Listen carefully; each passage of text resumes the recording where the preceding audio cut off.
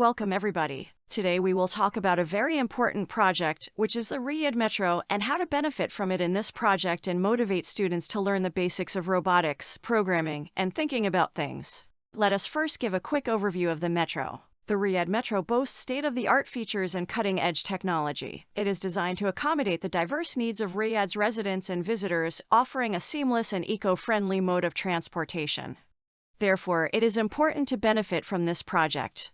Therefore, we designed a group of workshops for each age group from 5 years old to 18 years old. Through these workshops, we will be able to teach students fundamentals of robotics, programming, and logical thinking. We have selected a group of robots suitable for these workshops. This is the original Metro map consisting of 6 main lines. We have designed a set of maps for each age group for these workshops. We will provide a quick explanation of each age group and its workshop. Bebot. The Bebot is a programmable robot designed for young children to learn basic programming and computational thinking skills.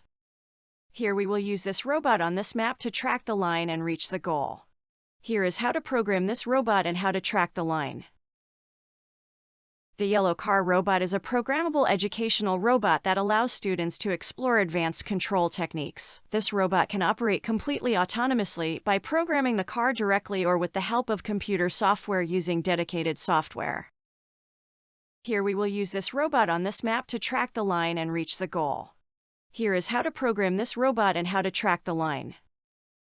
It is a robot that develops creativity and logical thinking and teaches programming in 3 languages: drag and drop, scratch, and flowchart. Here we will use this robot on this map to track the line and reach the goal.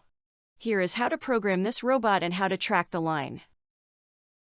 This robot teaches the detailed method of how to work with several sensors, including the grayscale sensor that we will use to track the line. Here we will use this robot on this map to track the line and reach the goal. Here is how to program this robot and how to track the line. Thank you for listening.